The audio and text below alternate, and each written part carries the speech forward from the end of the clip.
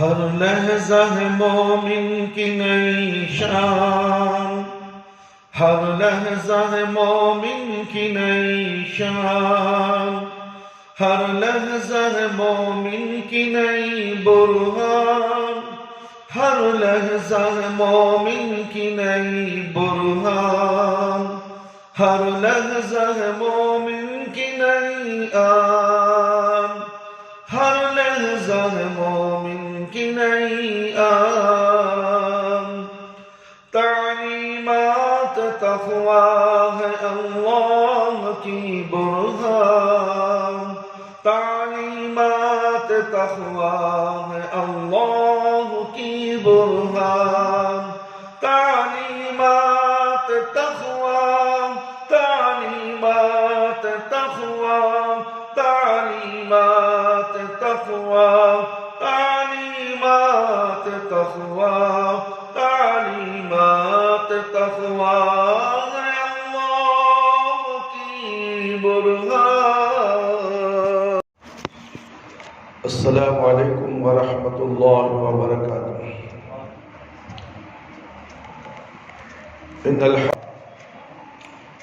محترم دوستوں، بزرگوں، میری پیاری ماں اور بہنوں اور خواتین اسلام، نوجوان ساتھیوں اور پیارے بچوں، آج عید المومنین ہے، جمعہ کا دن ہے۔ آج خطبہ جمعہ کا عنوان ہے شرک کی حقیقت۔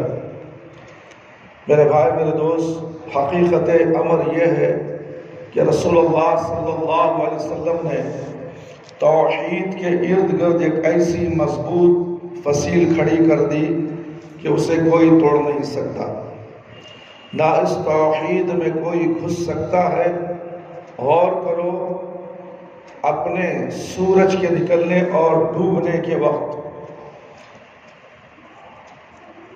نفل نماز پڑھنے کی اجازت نہیں ہے۔ ڈوبنے کے وقت اور سورج غروب ہونے کے وقت نفل نماز پڑھنے کی ممانعت کر دی گئی کہ ان اوقات میں نماز نہ پڑھی جائے، اور یہ اس لیے کہ کہیں آفتاب پرستوں کی مشاہبت نہ ہو جائے، سورج پرست، سورج کی پوجا کرنے والوں کی مشاہبت نہ ہو جائے۔ آپ نے اس مشابہت کا سد باب کر دیا۔ نیز آپ صلی اللہ علیہ وسلم نے عصر اور فجر کے بعد کوئی نماز نہیں رکھی، اس لیے کہ آفتاب پرستوں کا وقت ان اوقات سے ملا ہوا ہے۔ اللہ اکبر۔ اب رہا اللہ تعالیٰ کے سوا کسی غیر کو سجدہ کرنا، تو آپ صلی اللہ علیہ وسلم نے ارشاد فرمایا، لا ينبغي لأحد ان يسجد لأحد الا اللہ۔ سنن ترمذی کی یہ روایت ہے، کسی طرح جائز نہیں کہ کوئی شخص اللہ کے سوا کسی دوسرے کو سجدہ کرے۔ اس حدیث میں لفظ لا ينبغي وارد ہے۔ خوب سمجھ لو کہ کلام اللہ اور کلام رسول میں الفاظ لا ينبغي اس امر کے تعلق لایا جاتا ہے جسے شریعت نے پوری قوت سے ممنوع قرار دیا ہو، جیسا کہ ارشاد باری تعالیٰ ہے، وَمَا يَنبَغِي لِلرَّحْمَنِ أَن يَتَّخِذَ وَلَدًا، سورہ مریم آیت نمبر 90/2۔ حالانکہ رحمان کو شایان شان نہیں کہ وہ اپنا بیٹا رکھے۔ ارشاد باری تعالیٰ ہے، وَمَا عَلَّمْنَاهُ الشِّعْرَ وَمَا يَنبَغِي لَهُ، سورہ یاسین آیت نمبر 60/9۔ ہم نے محمد صلی اللہ علیہ وسلم کو شاعری نہیں سکھائی، نہ ہی شاعری ان کو زیب دیتی ہے۔ اور فرمایا، وَمَا نَزَّلَتْ بِهِ الشَّيْطَانُ وَمَا يَنبَغِي لَهُ، سورہ شعراء آیت نمبر 210 اور 211۔ اور اس قرآن کو شیطان لے کر نہیں اترے، شیاطین لے کر نہیں اترے، اور نہ ہی ان کے لیے کام لائق ہے۔ فرشتوں کا قول اللہ تعالیٰ نقل فرماتا ہے، ما کان ینبغی لنا ان تتخذ من دونک من اولیاء، سورہ فرقان آیت نمبر 18۔ ہم کو زیب نہیں دیتا کہ تیرے سوا دوسروں کو اپنا کارساز بنائے۔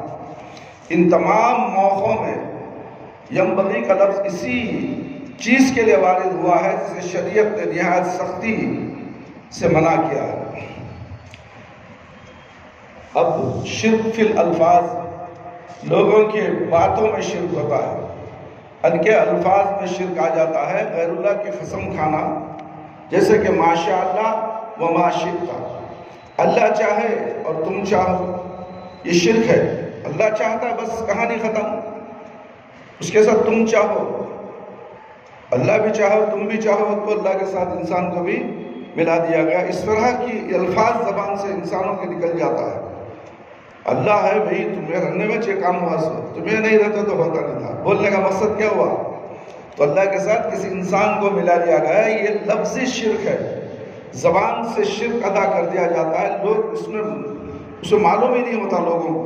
اکثر لوگ ایسے شرک میں ملوث ہیں، کہنا میرا کوئی نہیں ہے، اللہ ہے اور تم ہو، کہنا شرک ہے، میرا کوئی نہیں، اللہ ہے تم ہو، یہ کہنا بھی کیا ہے؟ شرک ہے میرے بھائی میرے دوست۔ اللہ تعالیٰ کے ساتھ الفاظ میں کسی کو شریک کیا جائے، یہ بھی شرک ہے۔ مثلاً غیر اللہ کی قسم کھانا، جیسا کہ مسند احمد ابو داؤد میں مروی ہے، رسول اللہ صلی اللہ علیہ وسلم نے فرمایا من خلف بغیر اللہ فقد اشرک، جس نے غیر اللہ کی قسم کھائی اس نے شرک کیا، جس نے غیر اللہ کی قسم کھائی اس نے شرک۔ امام حاکم اور ابن حبان اس روایت کو صحیح کہا ہے، سنن نبی داؤد کی روایت ہے یہ۔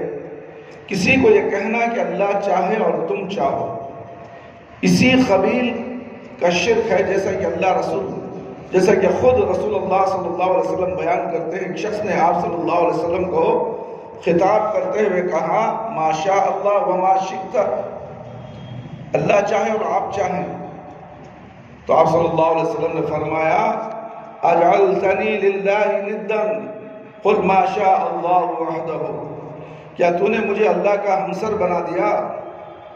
کیا تو نے مجھے اللہ کا ہمسر بنا دیا؟ صرف یہ کہو جو اللہ چاہے، صرف اتنا ہی کہنا چاہیے کہ اللہ چاہے۔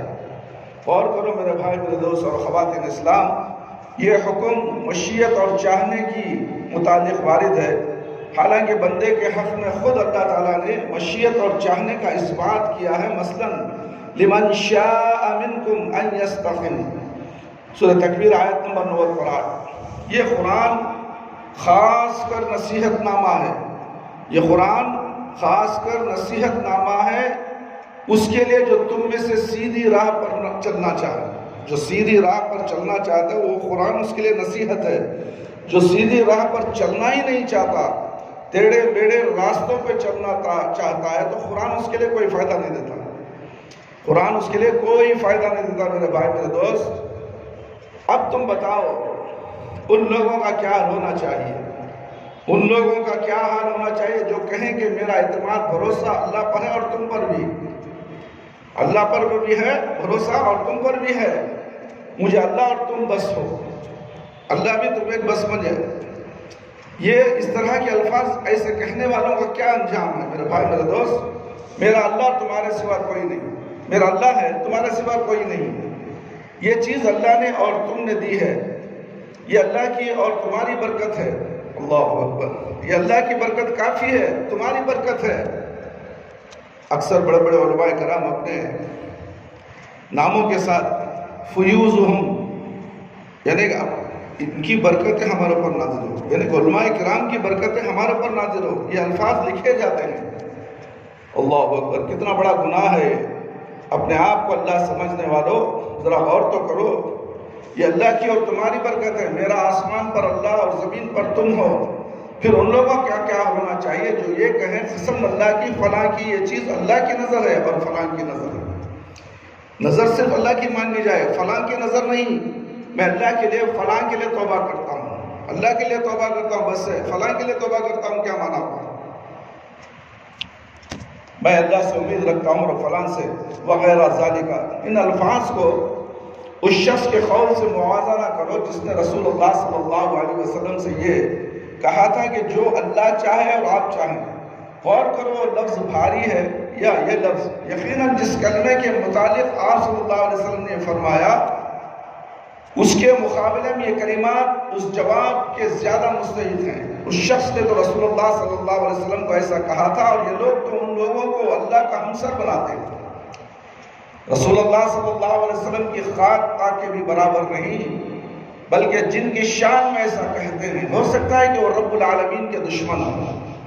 پس سجدہ، عبادت، توکل، انابت، تقوی، خضوع اور خشیت، اعتماد، توبہ، استغفار، نظر و نیاز، قسمیں، تسبیح و تکبیر، تحلیل و تمحید، خاکسری، انکساری، بغرض، عبادات، سر مڈانا، گھر کا طواف، دعا، یہ تمام اللہ کا، یہ تمام امور صرف اللہ تعالیٰ ہی کے حقوق ہیں، اس میں کسی کا حق نہیں ہے میرے بھائی میرے دوست۔ ذات الہی کے سوا کوئی بھی اس کا مستحق نہیں ہو سکتا، ذرا باری تعالیٰ کے سوا کسی کو بھی یہ حق دینا جائز نہیں، نہ کسی مخرب بارگاہ الہی کو اس کا حق پہنچتا ہے، نہ کسی نبی مرسل کو۔ چنانچہ مسند احمد میں روایت ہے کہ رسول اکرم صلی اللہ علیہ وسلم کے پاس ایک شخص آیا جس سے کوئی گناہ سرزد ہو گیا۔ آپ صلی اللہ علیہ وسلم کے سامنے کھڑا ہو گیا اور کہنے لگا، اللہم انی اتوب الیک ولا اتوب الی محمد، اے اللہ میں تیری بارگاہ میں توبہ کرتا ہوں، محمد صلی اللہ علیہ وسلم کی بارگاہ میں توبہ نہیں کرتا۔ میرے بھائی، یہ سن کر رسول اللہ صلی اللہ علیہ وسلم نے فرمایا، قد عرف الحق لأہلہ، اس نے حق کے حقدار کو اچھی طرح پہچان لیا۔ اللہ سے توبہ کرتا ہوں مگر تمہارے سے توبہ نہیں کرتا۔ مگر آج کیا ہے، باباؤں سے، فقیروں سے، درویشوں سے سب توبہ کرتے ہیں، کراتے ہیں، اللہ سے بھی کرتے ہیں، ان سے بھی توبہ کرتے ہیں۔ یا بابا، یا فلانے بابا ہماری توبہ قبول کر لیجئے۔ یہ کسی فقیر کو یا کسی مردے کے سامنے جا کر کہنا کتنا بڑا گناہ ہے، ایک مردے کو اللہ سے ملایا جا رہا ہے، یہ ہرگز نہیں ہو سکتا میرے بھائی میرے دوست۔ ایسے شرک میں مبتلا کئی لوگ، ہزاروں کروڑوں کے لوگ موجود ہیں اس دنیا کے اندر۔ میرے بھائی میرے دوست، ارادہ اور نیت کا شرک، ارادہ بھی شرک ہے، نیت میں بھی شرک ہے۔ اللہ اکبر۔ ایک ایسا سمندر ہے جس کا کنارہ ہی نہیں، تم خود ہی بتاؤ کہ اس شرک سے کیسے نجات مل سکتی ہے اور کون اس سے بچ سکتا ہے۔ ہر وہ شخص جو اللہ تعالیٰ کے سوا کسی دوسرے کے ارادہ اور نیت سے عمل کرے، کسی کام سے تقرب الہی کے سوا کسی دوسرے کے تقرب کی نیت کرے، اپنے کسی عمل کا کسی اور سے بدلہ چاہے، سمجھ لو اس نے اپنے عمل اور کام میں، اپنے ارادے اور نیت میں غیر اللہ کو شریک کر لیا ہے۔ سیدنا ابراہیم علیہ السلام کا دین حنیف، جس کی اتباع کا اللہ نے اپنے تمام بندوں کو حکم دیا ہے، اور جس ملت کے سوا دوسری ملت مقبول نہیں، وہ یہی ہے کہ بندے کے افعال و اقوال، ارادہ اور نیت خالص اللہ کے لیے ہو، اس میں کسی کو شریک نہ گرداننا چاہیے۔ اسلام کی حقیقت بھی یہی ہے، اور اس کے بغیر بندے کا کوئی عمل قبول نہیں ہوتا۔ اللہ کے سوا کسی اور کو ملا لے، اس کا قبول نہیں، اس کا ایمان قبول نہیں، اس کی عبادتیں قبول نہیں، اس کی دعائیں قبول نہیں۔ اخلاص کے ساتھ اللہ رب العالمین کو ایک سمجھ کر، ایک جان کر، معبود برحق جان کر اس پر بھروسہ کیا جائے اور اسی سے مدد مانگی جائے، اسی کے ساتھ نظر و نظر نیاز بندی جائے۔ میرے بھائی میرے دوست، وَمَن يَبْتَغِ غَيْرَ الْإِسْلَامِ دِينًا فَلَن يُقْبَلَ مِنْهُ وَهُوَ فِي الْآخِرَةِ مِنَ الْخَاسِرِينَ۔ سورہ عمران آیت نمبر 80 پر 5۔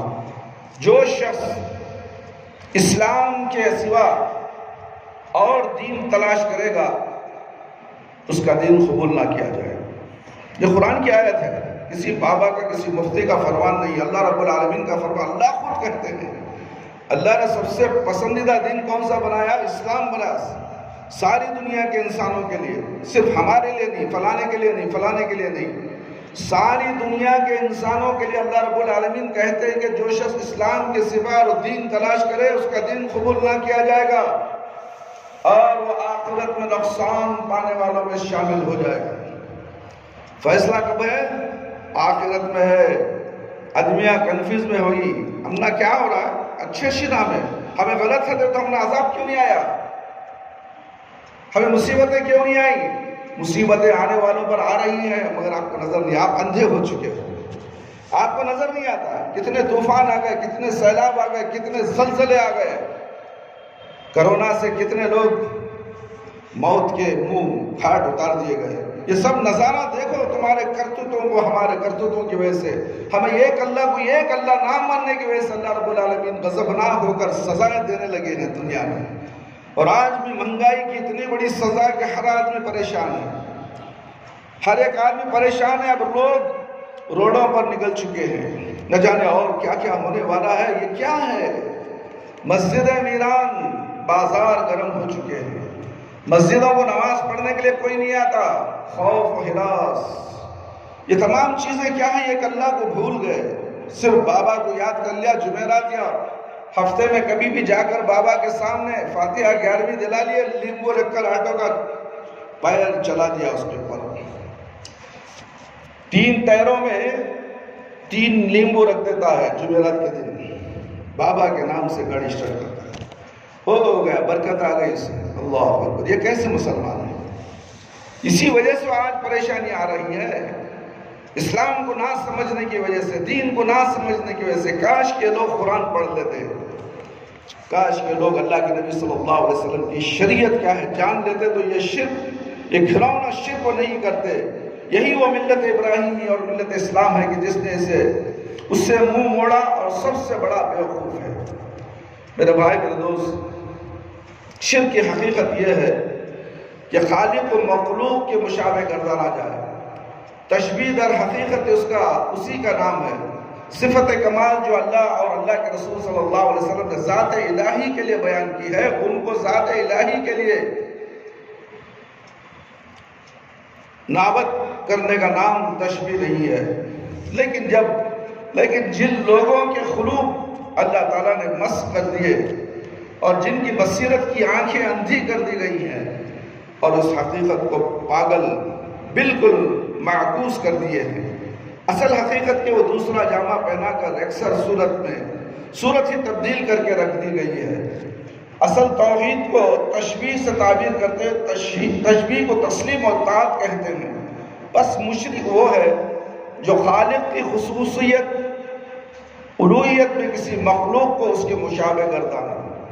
الوہیت و الہیت کی خصوصیات میں سے ایک یہ بھی ہے کہ اقلیم نفع و ضرر، ملک و عطا و منع کا مالک صرف اللہ کی ذات ہے، اور یہ ملک صرف اسی کا ہے، کسی اور کو اس سے کوئی متعلق نہیں۔ جب یہ مان لیا گیا تو واجب یہی ہے کہ دعا، خوف و رجا، توکل، اعتماد کا تعلق اور رشتہ صرف اسی اللہ رب العالمین وحدہ لا شریک ہی کی ذات ہے، ذات سے ہو، کسی اور سے نہیں۔ بس اگر کوئی شخص یہ تعلق اور رشتہ کسی مخلوق سے قائم کرتا ہے تو یقیناً وہ مخلوق کو خالق کی مشابہ کر رہا ہے۔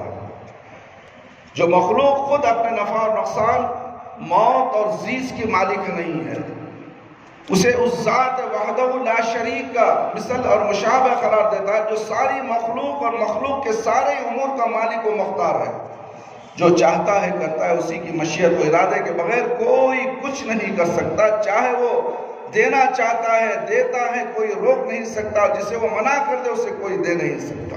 یہ ہے رب العالمین، اور جس کے لیے کھول دے تو وہ کوئی بند نہیں کر سکتا۔ ایسی مالک مختار ذات کے ساتھ کسی بے بس غیر مختار مخلوق کو مشابہ قرار دینا صحیح ترین تشبیہ ہے۔ عاجز بالذات، فقیر و محتاج بالذات کا قادر، بالذات غنی، بالذات کے مشابہ ہونا کیا معنی ہے؟ کمال مطلق جمیع الوجوہ، جس میں کسی قسم کا نقص نہ ہو، یہ الوہیت کی خصوصیت میں سے ہے۔ یہی چیز واجب کرتی ہے کہ ساری عبادتیں صرف اسی کے لیے مخصوص ہوں۔ اعتماد شرعاً فطرتاً واجب ہے کہ تعظیم و اجلال، خشیت و خاکساری، دعا اور استدعاء، توبہ و عنابت، توکل اور اعتماد، استمداد، استقامت اور انتہائی عاجزی اور انکساری کے ساتھ انتہائی محبت، یہ تمام امور صرف ذات الہی کے لیے مخصوص ہوں۔ کسی اور کے لیے یہ امور ثابت کیے جائیں، اس سے عقل اور شرع فطرت مانے ہے۔ پس جو آدمی ان امور میں سے کسی ایک امر کو بھی کسی اور کے لیے ثابت کرتا ہے، وہ اس ذات کا مثل اور مانند قرار دیتا ہے جس کا کوئی مثل اور مانند نہیں. یہ قبیح ترین باطل ترین تشبیہ ہے، چونکہ یہ تشبیہ قبیح ترین چیز ہے جو انتہائی ظلم پر مشتمل ہے. اللہ تعالیٰ نے خبر دی ہے کہ ایسے آدمی کہ اللہ کبھی مغفرت نہیں کرے گا، حالانکہ ذات الہی وہ ذات ہے جس نے اپنے لیے رحمت خود لازم کر رکھی ہے. خصوصیات الوہیت و الہیہ میں سے ایک اظہار عبودیت بھی ہے، اور یہ عبودیت دو ستونوں پر قائم ہے. ایک یہ کہ معبود سے انتہائی درجے کی محبت رکھی جائے، دوسرا یہ کہ معبود کے حضور میں انتہائی درجے کی عاجزی اور انکساری کی جائے. انہی دو چیزوں پر عبودیت کی تکمیل کا دار و مدار ہے. مخلوق کی منزلیں اور اس کے مقامات و امور میں تفاوت کے باوجود مختلف تضاد ہوا کرتے ہیں. جس شخص نے اپنی محبت، اپنا خضوع اور خشوع، عاجزی، انکساری اور انکساری کو اللہ کے سوا دوسرے سے وابستہ کیا، اس نے اللہ تعالیٰ کے خالص حق میں اسے شریک مان لیا ہے، اسے مشابہ قرار دے دیا. اس بات کا اللہ کی کسی شریعت میں جائز ہونا قطعاً محال، اور ہر عقل و فطرت میں اس بات کی برائی جاگزی ہے، لیکن بہتوں کی فطرت کو شیاطین نے بدل کر رکھ دیا ہے، ان کی عقلوں کو خراب کر دیا ہے اور اس بات کو ان کے سامنے معمولی بات بنا دیا. صرف وہی لوگ اصل فطرت اور عقل سلیم پر قائم رہتے ہیں جن پر اللہ تعالیٰ کا فضل و کرم ہے، اور اللہ تعالیٰ نے ان کے پاس اپنے پیغمبر بھیجے اور کتابیں نازل فرمائیں جو ان کی فطرت اور ان کی عقل کے مطابق ہیں. اس طرح وہ لوگ نور علی نور بن کر ہدایت پر چلنے لگ گئے، لیکن اس نور کی رہنمائی بھی اسی کو نصیب ہوتی ہے جس پر اللہ کی خاص مہربانی ہو اور جسے وہ اپنا بنانا چاہتا ہے. یہ سمجھ لیجیے کہ اب سمجھ لو کہ سجدہ خصوصیات الوہیت و الہیہ میں سے ہے. جس نے اللہ رب العالمین کے سوا کسی اور کو سجدہ کیا تو سمجھ لو کہ غیر اللہ کو اللہ تعالیٰ کے مشابہ قرار دے دیا. توکل بھی خصوصیات الوہیت و الہیت سے ہے. جس نے غیر اللہ پر توکل کیا اس نے غیر اللہ کو اللہ تعالیٰ کے مشابہ بنا لیا. توبہ بھی خصوصیات الوہیت و الہیت سے ہے. جس نے غیر اللہ کے سامنے توبہ کی اس نے غیر اللہ کو اللہ کا شریک و ہمسر بنا لیا.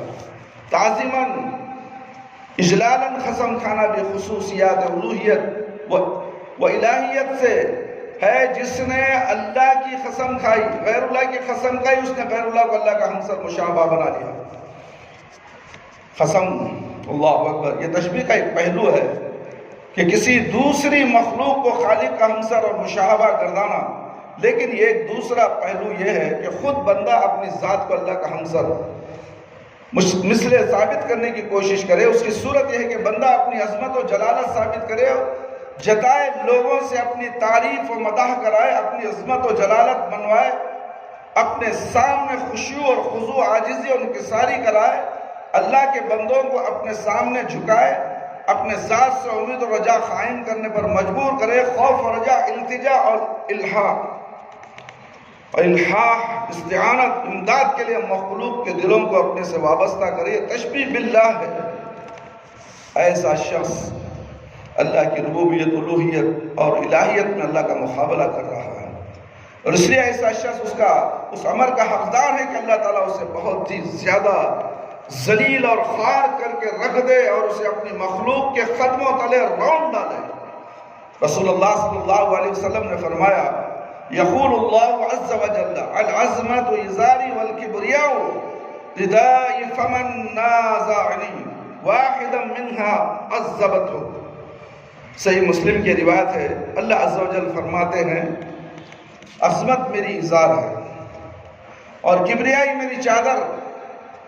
ان میں سے جو کسی ایک چیز کے لیے بھی کوئی مجھ سے جھگڑے گا میں اسے عذاب دوں گا. میرے بھائی، میرے دوست، پیجامہ جو اکثر لوگ نیچے لٹکاتے ہیں، ٹخنوں کے نیچے رکھتے ہیں، ان کے لیے حدیث بھی ہے میرے بھائی، میرے دوست، کیونکہ ازار اللہ کی چادر ہے. ازار جو ہم پہنتے ہیں نا، یہ اللہ کی چادر ہے. یہ ٹخنے سے اوپر نہ ہے، ٹخنے سے نیچے جانے کی وجہ سے اللہ کہتا ہے کہ میں اسے عذاب دوں گا. عذاب کون سا دوں گا؟ جہنم کا عذاب دوں گا. اس لیے میرے بھائی، میرے دوست، نماز میں ہی ٹخنے کو اوپر رکھنا نہیں ہے، نماز کے بعد بھی اپنی پوری زندگی میں یعنی موت تک بھی اپنے ٹخنے کو، اپنے پیجاموں کو ٹخنوں کے اوپر رکھیے۔ اکثر صاحب ایسا کرتے ہیں کہ مسجد میں داخل ہوتے ہیں ٹخنے کے اوپر پیجامہ چڑھا لیتے ہیں، یا تو کبھی نماز کو کھڑے ہوتے ہیں تو ٹخنے کے اوپر چڑھا لیتے ہیں۔ ایسا نہیں ہے میرے بھائی، ہمیشہ ٹخنے کے اوپر رکھیے۔ مصور جو اپنے ہاتھ سے تصویر بناتا ہے، چونکہ وہ صنعت میں اللہ کے تشابہ مشابہت کرتا ہے، اس لیے قیامت کے دن وہ سخت ترین عذاب کا مستحق قرار دیا گیا ہے۔ اب بتاؤ کہ اللہ کی ربوبیت و الوہیت و الہیت کی مشابہت کس درجے کا جرم ہوگا۔ رسول اللہ صلی اللہ علیہ وسلم کا ارشاد ہے، اشد الناس عذابا یوم القیامت المصورون یقال لهم حی ما خلقتہ۔ صحیح بخاری کی روایت ہے، قیامت کے دن تصویر سازوں مصوروں کو سخت عذاب دیا جائے گا۔ انہیں کہا جائے گا جو تصویر تم نے بنائی ہے اس میں جان ڈالو۔ اللہ اکبر۔ اکثر دیکھو ہمارے مسلمان گھرانوں کے بچوں کے کپڑے دیکھو، تم بنینا دیکھو، تصویر لگی ہوتی ہے، اور اسی میں مسجد کو نماز میں آتے ہیں۔ یہاں تک بچے تو بچے، نوجوان بھی ٹی شرٹ پہنتے ہیں تو اس میں کسی جاندار کی فوٹو تصویر ہوتی ہے۔ جب اس نے تصویر بنائی تو اس کو اللہ کو کہے گا کہ اس میں جان ڈالو، اب یہ پہن لے کر آیا ہے۔ تصویر پہن کر نماز پڑھا جا سکتا ہے، جاندار کی تصویر نہ ہو اپنے جسم کے کپڑے کے اندر میرے بھائی میرے دوست، نماز اس کی قبول نہیں ہوتی۔ نہیں ایسا نہ ہو کہ مصور کے مشابہ اسے بھی قیامت کے دن کہا جائے کہ اس کے اندر جان بھر دے، کہاں سے جان بھرے گا، ایک عذاب میں مبتلا ہو جائے گا۔ اس لیے ایسے ٹی شرٹ مت پہنو، اور ایسے ٹی شرٹ بھی ہیں جس کے اندر یہودیوں کے نصرانیوں کے نام لکھے ہوتے ہیں، بڑے زور سے ہاتھ اٹھایا سینے پہ ہاتھ بن کے کھڑے ہو جاتے ہیں جیسے کہ میں بہت بڑا متقی پرہیزگار ہوں، مگر نام جانسن ولسن نہ جانے کیا کیا اس میں لکھا ہوتا ہے۔ ان یہودیوں اور نصرانیوں کے نام سے اتنی محبت تمہیں، کل قیامت کے دن اللہ رب العالمین ان نصرانیوں اور یہودیوں کے ساتھ تمہارا معاملہ کرے گا، خبر سے اٹھائے گا تو تم نصرانیوں کے ساتھ اٹھو گے، اس لیے کہ تم نے ان کی مشابہت کی ہے۔ میرے بھائی میرے دوست، یہ فیصلے قیامت میں ہونے والے ہی، کوئی معمولی چیز نہیں ہم جو بتا رہے ہیں، یہ آپ کو آگاہ کر رہے ہیں کہ بچ جاؤ، ہوشیار ہو جاؤ۔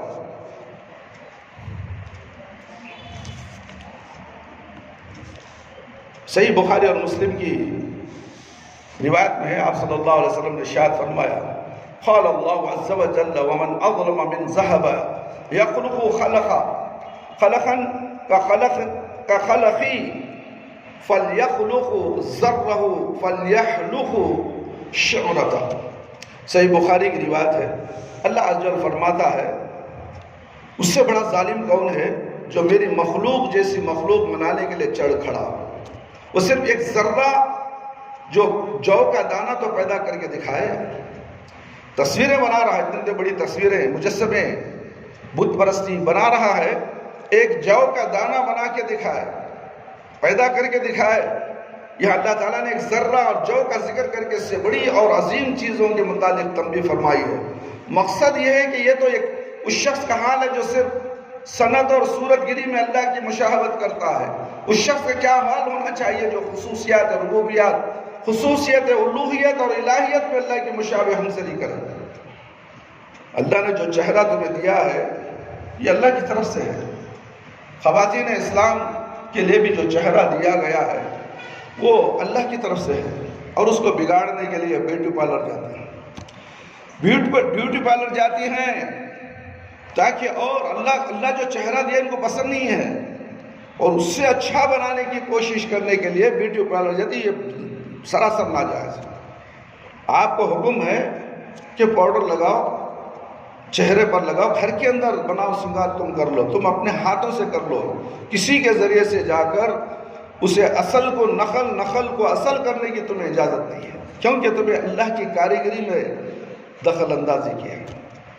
اللہ جو بنا دیا سو بنا دیا ہے، تم اسے اور اچھا بنا کر نہ جانے کیا کیا چہرے کو بنا دیو، اور یہ بالوں کو گوند کر کاٹ کر اسے باریک کرنا، یہ بھی بہت بڑا گناہ ہے میرے بھائی۔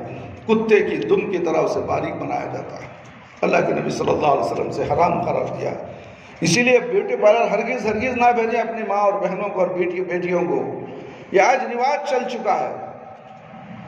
یعنی حجام شاپ ہوتے تھے پہلے، مردوں کے لیے ہوتے تھے، آج عورتوں کے حجام شاپ کے لیے۔ بیوٹی پارلر کیا ہے؟ حجام شاپ پیچھے ہے، بالوں کو کترانا، مونچھوں کو صاف کرنا، بال آ گئے، وہ گھر میں تم کر لو، پردے کی چیز ہے، کسی اور عورت کے سامنے بھی تمہیں پردہ ظاہر کرنے کا حکم نہیں ہے سوائے حکیم کے، سوائے ڈاکٹر کے۔ میرے بھائی میرے دوست، کیا یہ ڈاکٹر نہیں ہے بیوٹی پارلر میں بیٹھنے والی؟ تو سوچ کر دیکھو ہماری حالت کیا ہے، ہمارے گھر والوں کی حالت کیا ہے، ہماری ماں اور بہنوں کی حالت کیا ہے، سب بگاڑ کر رکھ دیا گیا اسلام۔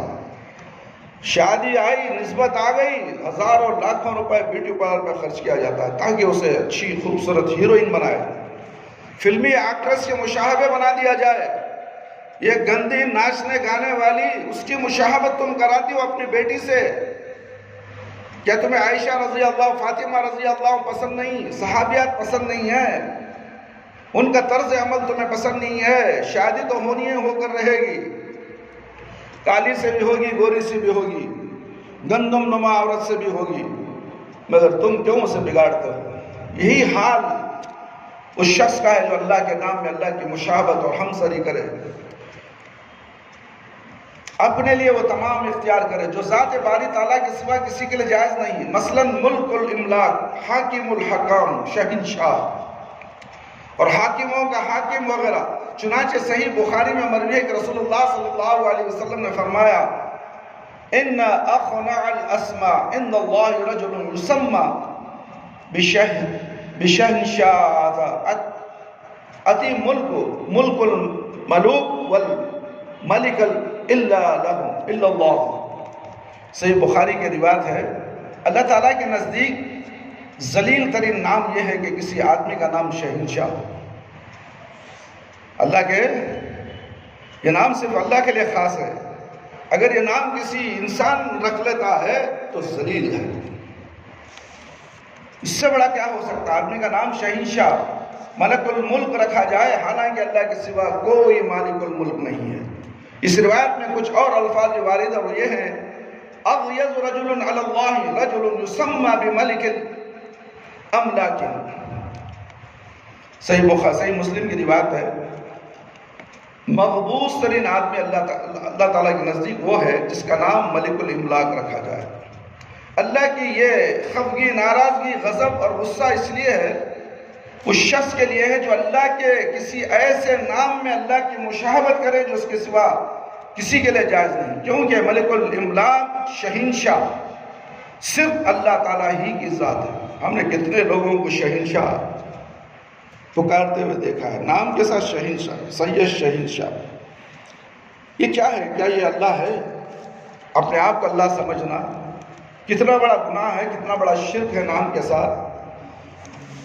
شہنشاہ صرف اللہ تعالیٰ ہی کی ذات ہے، احکم الحاکمین وہی ہے، سارے احکام و بادشاہوں پر اسی کا حکم چلتا ہے، وہی شاہانہ شاہ ہے، کوئی اس کا مثل اور ہمسر نہیں۔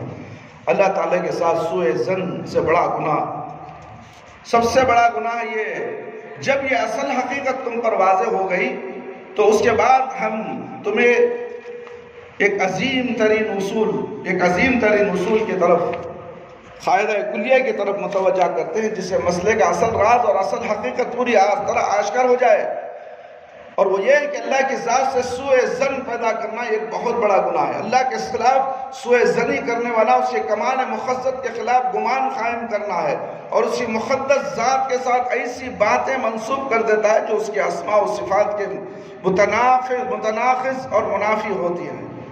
اسی لیے اللہ تعالیٰ نے سوء ظنی کرنے والوں کے حق میں ایسی سخت وعید فرمائی ہے جیسی کسی دوسرے گناہ کے لیے نہیں فرمائی۔ ارشاد باری تعالیٰ ہے علیہم دائرۃ السوء وغضب اللہ علیہم ولعنہم وعد لهم جہنم وساءت مصیر۔ سورہ فتح آیت نمبر 7۔ دراصل انہی پر برائی کا پھیرا ہے، اللہ ان پر ناراض ہوا اور انہیں لعنت کی، اور ان کے لیے دوزخ تیار کی ہے، وہ بہت بری لوٹنے کی جگہ ہے۔ اللہ کی کسی صفت سے انکار کرنے والے کے بارے میں فرمایا وَذَلِكُمْ ظَنُّكُمُ الَّذِي ظَنَنْتُمْ بِرَبِّكُمْ أَرْدَاكُمْ فَأَصْبَحْتُمْ مِنَ الْخَاسِرِينَ۔ سورہ حامیم سجدہ آیت نمبر 20 پر 3۔ تمہاری اس بدگمانی نے جو تم نے اپنے رب سے کر رکھی تھی تمہیں ہلاک کر دیا، اور بالآخر نقصان اٹھانے والے میں سے ہوں گے۔ اپنے خلیل سیدنا ابراہیم علیہ السلام کا قول نقل کرتے ہوئے جو انہوں نے اپنی قوم کو خطاب کر کے کہا تھا ماذا تعبدون ائفکا آلہۃ دون اللہ تریدون فما ظنکم برب العالمین۔ سورہ صافات آیت نمبر 80 تم کس کی عبادت کرتے ہو؟ تم کس کی عبادت کرتے ہو؟ کیا اللہ کو چھوڑ کر جھوٹ اور بے اصل معبودوں کو چاہتے ہو؟ تو یہ بتلاؤ کہ تم نے رب العالمین کو کیا سمجھ رکھا ہے۔ یعنی جب کہ تم غیر اللہ کی پرستش کرتے ہو تو اسی دن جب کہ جواب دہی کے لیے تمہیں اللہ تعالیٰ کے حضور میں حاضری دینی ہوگی، تمہارا پروردگار تمہارے ساتھ کیا معاملہ کرے گا اور تمہیں کس قسم کی سزا دے گا، تم نے اللہ کے اسماء و صفات اور ربوبیت میں کیا نقص دیکھا کہ تم نے اس کے سوا دوسروں کو بھی عبادت و پرستش میں اس کا شریک بنا لیا۔ اگر تم اللہ کی ذات و صفات اور اس کی الوہیت و ربوبیت میں ان کی شان بے ہمتائی بے مثل کو سمجھتے ہو تو تم ایسا نہیں کر سکتے تھے۔ اللہ علیم و خبیر ہے، ہر چیز کو جانتا ہے۔ اللہ ہر چیز کو جانتا ہے، قادر مطلق ہے، ہر چیز اس کی قدرت کی گرفت میں ہے، وہ غنی ہے، تمام سے مستغنی اور بے پرواہ ہے۔ ساری مخلوق اس کی محتاج ہے، ساری مخلوق اس کی محتاج ہے، مگر وہ کسی کا محتاج نہیں۔ اپنی مخلوق کے ساتھ قسط و عدل کا برتاؤ کرتا ہے، وہ اپنی مخلوق کی تدبیر و تنظیم میں منفرد یکتا ہے، اس معاملے میں کوئی بھی اس کا شریک نہیں۔ مخلوق اور مخلوق کے تمام امور سے تفصیلی طور پر باخبر ہے، کوئی چیز اس سے مخفی نہیں۔ تنہا وہ اپنے کاموں کا کفیل ہے اور ہر کام کے لیے اکیلا کافی ہے، کسی کی امداد اور اعانت کا محتاج نہیں۔ وہ اپنی ذات سے رحمان اور رحیم ہے، بندوں پر رحم کرنے میں وہ کسی وسیلے اور سفارش کا محتاج نہیں، کسی لئے کا مدد کرنے کے لیے کسی کا سہارا لینے کی ضرورت نہیں ہے اللہ کے لیے۔ اللہ خود کہتا ہے کہ میں خود اس کے گناہوں کو معاف کروں گا، میں خود اسے دوں گا، وہ جو پوچھتا ہے وہ جو مانگتا ہے اسے دوں گا، کوئی سفارش کرنے کی ضرورت نہیں ہے۔ یہ سفارشیں صرف دنیا کے حد تک ہیں، دنیا کے کاموں کے حد تک ہیں، مگر دین کے اندر اللہ سے تعلق جوڑنے کے لیے کوئی سفارش کی ضرورت نہیں ہے۔ اللہ رب العالمین کہتے ہیں کہ میں دوں گا تمہیں۔ سفارش کس بات کی ہے میرے بھائی میرے دوست؟ اللہ سے سفارش، یعنی کہ تمام بندے جو مخلوق ہیں سب گنہگار ہیں، کون صحیح ہے؟ فیصلہ تو قیامت کے دن ہونے والا ہے۔ ہر ایک انسان کو چاہیے کہ وہ اپنے آپ کو اپنے توبہ کرتے رہے، توبہ استغفار کرنے کا حکم دیا گیا ہے، تو پھر سفارش کہاں سے آ گئی؟ کون سا دودھ کا دھلا ہے انسان؟ ہر انسان غلطی میں ہے، ہر انسان خسارے میں ہے میرے بھائی میرے دوست۔ اس لیے کوئی بھی کسی کی سفارش نہیں کر سکتا سوائے اللہ رب العالمین کے حکم کے مطابق۔ قیامت کے دن اللہ رب العالمین حکم دے گا ہے، کسی نیک بندے کو حکم دے گا کہ تم کسی کی سفارش کرتے تو کرو، یہ اللہ کے حکم سے ہوگا۔ پیارے نبی صلی اللہ علیہ وسلم کو بھی سفارش کرنے کا حکم اللہ سے ملے گا۔ اللہ حکم دیں گے اے میرے پیارے نبی محمد صلی اللہ علیہ وسلم تم کیا چاہتے ہو؟ تم کیا چاہتے ہو بولو۔ کئی دنوں تک سجدے میں گزارنے کے بعد اللہ رب العالمین کہتے ہیں کہ محمد صلی اللہ علیہ وسلم سر اٹھائیے اور کیا مانگنا چاہتے ہو مانگیے، ہم دینے کے لیے تیار ہیں۔ پیارے نبی صلی اللہ علیہ وسلم کسی کی سفارش نہیں کہ بلکہ انہوں نے کہا کہ اے اللہ کا امتحان لے لے۔ کیا ہے بتاؤ میرے بھائی میرے دوست؟ جس ذات کی شان ہو یقیناً دنیا کے بادشاہوں سے الگ اور اپنی نرالی شان رکھتا ہے۔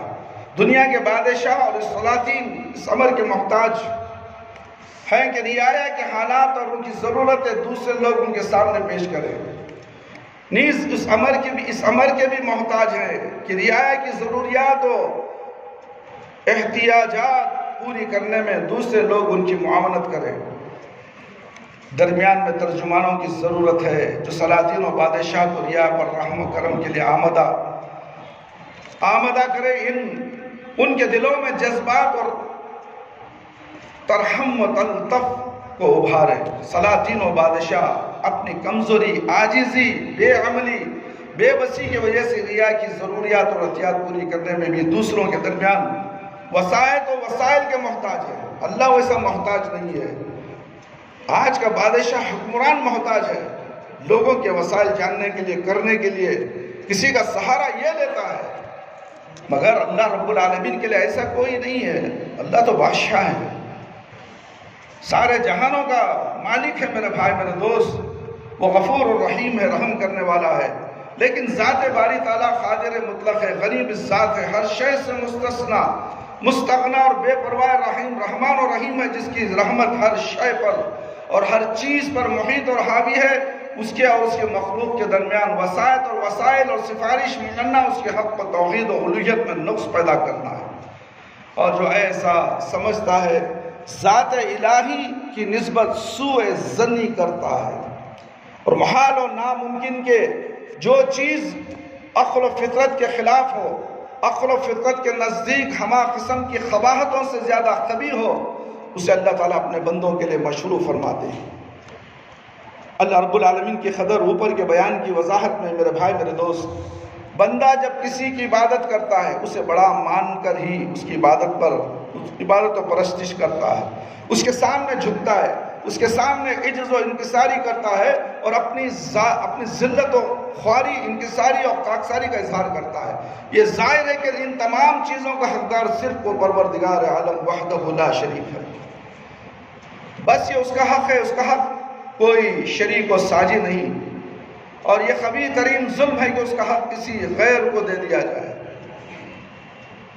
یا اس میں کسی اور کو بھی شریک کر دیا جائے، خصوصاً ایسے شخص کو اس کے اس خاص حق میں شریک گردانا جائے جو اس کا بندہ اور مملوک ہے. چنانچہ اللہ رب العالمین قرآن حکیم میں فرماتے ہیں ضرب لکم مثلا من انفسکم هل لکم مما ملکت ایمانکم من شرکاء فیما رزقناکم. سورہ روم آیت نمبر 28. اللہ تعالیٰ نے تمہارے لیے ایک مثال خود تمہاری ہی ذات سے بیان فرمائی کہ جو کچھ ہم نے تمہیں دے رکھا ہے، کیا اس میں تمہارے غلاموں میں سے بھی کوئی تمہارا شریک ہے؟ یعنی جبکہ تم میرے دیے ہوئے رزق میں اپنے غلام کو شریک کرنا گوارا نہیں کرتے، تو پھر میرے بندوں اور غلاموں کو میرے خالص الوہیت اور الہیت اور ربوبیت میں شریک قرار دینا کیوں کر صحیح ہوگا؟ اور جو شخص ایسا سمجھتا ہے وہ ہرگز میری قدر نہیں کرتا ہے، میری عظمت و جلالت کا حق کو خطأ نہیں سمجھتا، وہ خطأ نہیں پہنچاتا. جس چیز میں منفرد یکتا ہوں، میری مخلوق کا جس میں کوئی حق نہیں، اس میں مجھے منفرد یکتا نہیں مانتا. بس جو شخص اپنی عبادت میں اللہ تعالیٰ کے ساتھ کسی کو شریک کرتا ہے وہ خطأ حق تعالیٰ کی قدر نہیں کرتا. چنانچہ حق تعالیٰ خود رب العالمین فرماتے ہیں یا ایھا الناس ضرب مثل فاستمعوا له ان الذين تدعون من دون الله لن يخلقوا ذبابا ولو اجتمعوا له وإن يسلبهم ذباب شيئا لا يستنقذه منه ضعف الطالب والمطلوب ما قدر الله حق قدره ان اللہ قوی عزیز. سورہ حج آیت نمبر 70 پر 4. لوگوں، ایک مثال بیان کی جاتی ہے، تم اس کو خوب سن لو. اللہ کے سوا تم جن کی عبادت کرتے ہو وہ سب جمع ہو کر بھی ایک مکھی نہیں پیدا کر سکتے. اگر مکھی ان کے کھانے وغیرہ میں سے کچھ چھین کر لے جائے تو وہ چھڑا بھی نہیں سکتے. اللہ، جس کھانے میں بریانی پکاتے ہو، گیارہویں کرتے ہو، بوندی رکھ کر فاتحہ دلاتے ہو، کس کے نام سے؟ غیر اللہ کے نام سے، بابا کے نام سے. اگر اس میں مکھی آ کر بیٹھ گئی اور اس بوندی کے ایک ٹکڑے کو لے کر چلے گئی، وہ بابا کی طاقت نہیں ہے کہ وہ مکھی سے وہ بوندی چھنا سکے، تو پھر یہ کیسے طاقتور قدرت رکھنے والے ہو گئے؟ یہ کیسے قدرت رکھنے والے ہو گئے میرے بھائی؟ ان کے سامنے تم اپنا ماتھا ٹیکتے ہو، اپنے سروں کو جھکاتے ہو، اپنے ہاتھوں کو اٹھاتے ہو اور مانگتے ہو ان سے. یہ کیا مانگنا دینے کے لائق ہے؟ دینے کے لائق تو صرف اللہ رب العالمین ہے. اس اللہ رب العالمین کو چھوڑ کر تم کہاں کہاں بھٹکتے ہو، اپنے ماتھے کو ٹیکتے ہو، اپنے پیشانی کے ہڈیاں کو گھستے ہو. تمہاری ہڈیاں گھس جائیں گی، وہ بابا جو 9 من مٹی کے اندر سویا ہوا ہے وہ تمہاری بات سن نہیں سکتا اور نہ ہی تمہیں دیکھ سکتا ہے. دیکھنے کی والی ذات، سننے والی ذات تو رب العالمین. اسے چھوڑ کر تم کہاں کہاں بھٹکتے ہو میرے بھائی؟ یہ قرآن کی آیت بتا رہی ہے وہ کچھ چھین لے جائے تو چھڑا بھی نہیں سکتے، یعنی اس سے واپس بھی چھین نہیں سکتے۔ ایسے عابد و معبود دونوں ہی عاجز ہیں۔ ان لوگوں نے اللہ کی ویسی قدر نہیں کی جیسی کرنی چاہیے۔ بے شک اللہ قوت والا، غالب اور زبردست ہے۔ جو شخص کسی ایسی ہستی کو اپنی عبادت میں اللہ کا شریک و ساجد گردانتا ہے جو ایک چھوٹے سے چھوٹا جانور بھی پیدا نہیں کر سکتا، مچھر پیدا نہیں کر سکتا، مچھر کا پر بھی پیدا نہیں کر سکتا، تو ایسے کو تم معبود سمجھتے ہو، دینے والا سمجھتے ہو، حاجت و مناجات تم ان سے کرتے ہو۔ کہ سوچو اپنے مسلمانی کی، مسلمان اپنے ایمان کی حفاظت تم نے کہاں کی؟ تم ایمان کو سمجھے نہیں، توحید کو ہی نہیں سمجھے تم، بس تم جانوروں کی طرح زندگی گزارتے ہو، جانوروں کی طرح ہی مر جاؤ گے۔ میرے بھائی میرے دوست، سوچو، ذرا وقت نکالو اپنے آپ کو توحید جاننے کے لیے، توحید کا سبق جانو، پھر اللہ کو پہچانو، اللہ کی قدرت کو پہچانو۔ اللہ کون ہے؟ زبردست طاقت رکھنے والا ہے، ہر چیز پر محیط ہے۔ اللہ کی قدرت ساری کائنات پر ہے۔ میرے بھائی میرے دوست، پھر سمجھتے کیوں نہیں تم؟ سمجھتے کیوں نہیں؟ تعویذوں کا سہارا، گنڈوں کا سہارا، نہ جانے نیمبوؤں کا سہارا، نہ جانے کن کن پتھروں کا، سفید پتھر اور کالی ڈوری کا سہارا لیتے ہو۔ یہ تمہیں دینے والے، تمہیں فائدہ پہنچانے والے، ہر نوجوان کے ہاتھوں میں دیکھو ڈوری ہوگی، ہر نوجوان کے گلے میں دیکھو کالی ڈوری ہوگی۔ یہ نوجوان کو احساس تک نہیں ہے، کیوں؟ ان کے ماں باپ نے کہا ہے، ہمارے اماں بابا کرے سو، ہمیں نہیں ڈالے، ہمارے اماں بابا ڈالے سو۔ تمہارے اماں بابا کچھ اور غلط کرنے کو کہو گے تو تم کرو گے؟ نہیں بولو گے، نہیں یہ غلط ہے، کیسے کرنا، یہ کیسے صحیح ہو گیا، یہ ڈوری کیسے تمہیں ڈوری فائدہ پہنچائے گی؟ کالی ڈوری، یہ ڈوری کو تو بنایا انسانوں نے، اور تم وہ مدد کے لیے ہاتھ میں ڈالیے۔ کہتے ہیں کہ ہم نے اس میں سورہ کہف پڑھا ہے، سورہ یاسین پڑھا ہے، آیت الکرسی پڑھ کر گھاٹیاں ڈالی، اور تم اس آیت الکرسی کو بیت الخلا لے جاتے ہو، اپنی شرنگاہوں پہ ہاتھ لگاتے ہو ڈوری کے ساتھ۔ یہ قرآن کی توہین نہیں، یہ توہین کرانے والے یہ شیاطین ہیں، بابائے ہیں، جو شیطان کی پوجا کرتے ہیں، اور اسی طرح شیطان کے ذریعے سے انسانوں کو بھی اس کی طرف پوجا کرنے پر لگا دیتے ہیں۔ تھوڑی دیر کے لیے فائدہ ہو گیا، سمجھتا ہے کہ ڈوری ڈالنے سے میرا فائدہ ہو گیا۔ یہ شیطان ایک دھوکہ دیتا ہے، دھوکہ دے کر اپنے پیروکاروں کو اپنے سامنے جھکا لیتا ہے، اور یہ کبھی بھی زندگی بھر اس سے نکلنا نہیں چاہتے، جب تک کہ یہ صحیح دین کیا ہے نہ جان لیں۔ اسے بتانے والا کون؟ بتائے تو کہتے ہیں کہ جاؤ جی تمہارا دین تمہارے ساتھ، ہمارا دین ہمارے ساتھ، لکم دینکم ولی دین۔ یہ آیت کفار کے لیے نازل ہے، مگر یہ لوگ ہمیں ہی بتاتے ہیں کہ لکم دینکم ولی دین، تمہارا دین تمہارے ساتھ، تمہارا دین تمہارے ساتھ۔ ہر مسلمان کا دین ایک ہی ہے، تمہارا دین تمہارے ساتھ نہیں۔ ہر مسلمان، ساری دنیا کے لوگوں کے لیے اللہ رب العالمین نے اسلام کو پسند کیا ہے۔ اسلام، مسلمان کو تمہارا دین میرا دین نہیں بول سکتا، کفار کو بول سکتا ہے، لکم دینکم ولی دین۔ ان کے ساتھ زبردستی مت کرو، لا اکراہ فی الدین میں زبردستی نہیں ہے۔ اور یہ تم مسلمانوں کے ساتھ بھی کہتے ہو تمہارا دین تمہارے ساتھ، کسی کو نصیحت کرو فوراً بولا تھا لکم دینکم ولی دین، قرآن میں ہے نا حضرت، تمہارا دین تمہارے ساتھ۔ ارے یہ مسلمان، تو مسلمان بن گیا، نام کا مسلمان ہے، تو جان تو صحیح اسلام کیا ہے، اللہ کون ہے، اللہ کے نبی صلی اللہ علیہ وسلم کون ہے، تو جان تو صحیح میرے بھائی، پھر اس پر عمل کر۔ اگر اسی طرح زندہ رہ کر تو مر گیا شرک کی حالت میں، تعویذ اور گنڈوں کی حالت میں، تو ہمیشہ کے لیے جہنم میں چلا جائے۔ جو شخص کسی ایسی ہستی کو اپنی عبادت میں اللہ کا شریک و ساجی گردانتا ہے، جو وہ ایک چھوٹے سے چھوٹا جانور بھی پیدا نہیں کر سکتا، اگر اس پر مکھی بیٹھ جائے تو اڑا نہیں سکتا، تو بتلاؤ اللہ تعالیٰ کی کیا خطر کرتا ہے۔ اللہ تعالیٰ کا ارشاد ہے، جا کر دیکھو مزاروں میں، دیکھو مزاروں کے اوپر قالین بچھی ہوئے، پھول بچھے ہوئے، مکھی بیٹھتی ہے۔ اگر وہ بابا کی قدرت ہوتی تو کیوں مکھی کو اڑائے نہیں، ہو کیوں ہٹائے نہیں؟ جو بابا کے سامنے جا کر کہتے ہیں کہ بابا ہماری مشکلات کو دور کرو، ہاں جا بیٹا تیری مشکلات دور ہوگی، آواز آئی کبھی آواز آئی؟ پھر سوچتے کیوں نہیں، سمجھتے کیوں نہیں؟ آوازوں کو سننے والا، دینے والا سب کچھ رب العالمین ہے۔ قرآن ہمارے سامنے اتر گیا، نبی کریم صلی اللہ علیہ وسلم کی شریعت ہماری آ گئی۔ اللہ کہتا ہے کہ پکارو میں دوں گا، صرف مجھے پکارو میں دوں گا، میرے ساتھ کسی اور کو مت پکارو۔ چھوٹی سی مثال میرا بھائی، کسی کے بچے کا باپ ہے، باپ بھی کھڑا ہے، غیر آدمی بھی کھڑا ہے، اگر کوئی باپ کو چھوڑ کر کسی غیر آدمی کو ابا جان کہے تو باپ کو غصہ نہیں آئے گا؟ سوچو میرا بھائی دوست، اگر تمہاری بیوی ہے، تمہاری بیوی کسی اور کے گلے میں ہاتھ ڈالے، تم دیکھتے ہو، تم شاباشی دو گے اسے؟ میرے علاوہ کسی اور کے ساتھ تم نے کیوں شریک، میرے علاوہ کسی اور کو تم نے شریک کیسے بنایا؟ اسی وقت اس کے اوپر غضبناک ہو جائے گا۔ یہاں بیٹا کسی غیر انسان کو باپ کہہ دیا تو وہ باپ غصے میں آ جائے گا۔ اللہ رب العالمین کو تمہیں کسی اور، اللہ کے ساتھ کسی اور کو شریک کر کہتے ہو، یہ عبادت ہے۔ انہوں بھی دینے والے، انہوں بھی دینے والے، کیسے انہوں بھی دینے والے، انہوں بھی دینے والا تو صرف ایک ہے، وہ ذات رب العالمین۔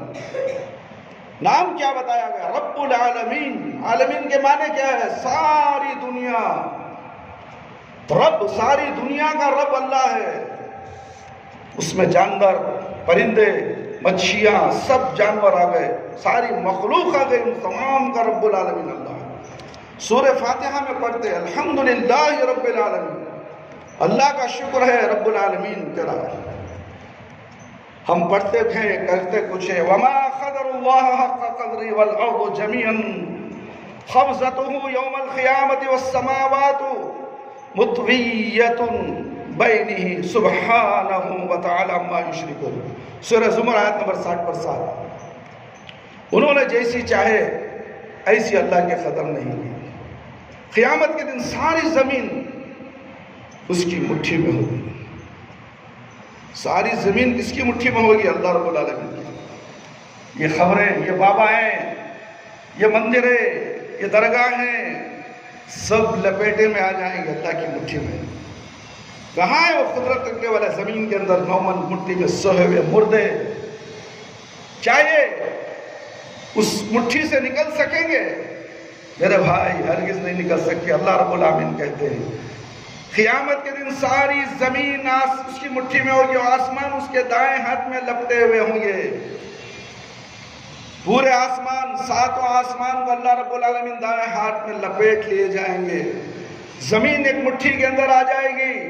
وہ پاک ذات ہے، وہ پاک اور برتر ہے ہر اس چیز سے جسے لوگ اس کا شریک بنائے۔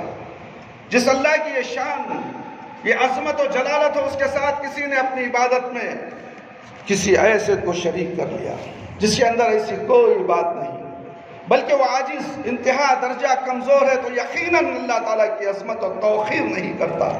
ایک ضعیف، عاجز اور کمزور کو اللہ کی عبادت میں شریک کر لیا۔ انسان یہ کمزور ہے، مرنے کے بعد تو کہانی ہی ختم ہو گئی۔ زندہ میں انسان کمزور ہے، مرنے کے بعد طاقتور کیسے ہو گیا؟ مرنے کے بعد دنیا میں دینے والا نہیں تھا، لیتا تھا، بابا بابا لاؤ لاؤ لاؤ لاؤ، نظریں لیتا تھا، منتیں لیتا تھا، پیسے لیتا تھا، جھولی بھر لیتا تھا۔ مرنے کے بعد یہ دینے والا کیسے ہو گیا؟ مرنے سے پہلے تو بھکاری تھا، لوگوں کے پیسے لیتا تھا، مرنے کے بعد دینے والا ہو گیا۔ اللہ اکبر! سوچو عقل تمہاری کہاں جا رہی ہے؟ ایک ضعیف، عاجز اور کمزور کو اللہ کی عبادت میں شریک کر لیا تو یقیناً وہ قوی، توانا اور غالب حق کی قدر و توقیر نہیں کرتا۔ اسی طرح وہ آدمی بھی حق تعالیٰ کی قدر و توقیر نہیں کرتا جو کہتا ہے کہ اللہ نے پیغمبر نہیں بھیجے، کتابیں نازل نہیں فرمائیں۔ کیا یہ باتیں ان کی شان میں سزاوار ہیں؟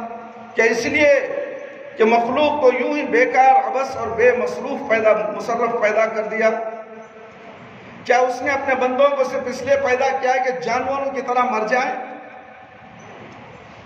اللہ رب العالمین انسانوں کو جانوروں کی طرح مرنے کے لیے پیدا نہیں کیا ہے، کچھ کام کر کے یہاں سے جانا ہے۔ وہ کام کیا ہے؟ اللہ کی عبادت۔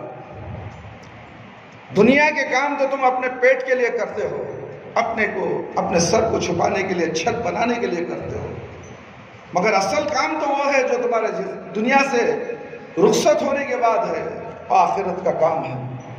وہ آخرت کے کام کے لیے اللہ بھیجا ہے، وہاں انصاف ہوگا، یا تو دوزخ ہوگی یا تو جنت ہوگی۔ وہاں جنت میں جانے کے لیے یہاں تیاری کرنا ہے۔ میرے بھائی میرے دوست، اس طرح وہ آدمی حق کی قدر نہیں کیا جو کہتا ہے اللہ نے پیغمبر نہیں بھیجے، کتابیں نازل نہیں فرمائیں، کیا یہ باتیں اس کی شان میں سزاوار ہیں؟ کیا اس نے مخلوق کو یوں ہی بیکار عبث اور بے مصرف پیدا کیا؟ کیا اس نے اپنے بندوں کو صرف اس لیے پیدا کیا ہے کہ وہ جانوروں کی طرح مر جائیں؟ اسی طرح وہ آدمی بھی اللہ کی قدر و توقیر نہیں کرتا جو اللہ کے اسماء و حسنہ صفات حقیقتوں کی نفی کا انکار کرتا ہے۔ سماع و بصر، ارادہ اور اختیار، علوم اور افعال، کلام و تکلیم کی اللہ کی ذات سے نفی کرتا ہے۔ وہ عموم قدرت و بندوں کے افعال کے تعلق کی ذات سے نفی کرتا ہے، اس کی قدر و مشیت سے افعال عبادت کو خارج کر دیتا اور کہتا ہے بندے خود ان افعال کے خالق ہیں۔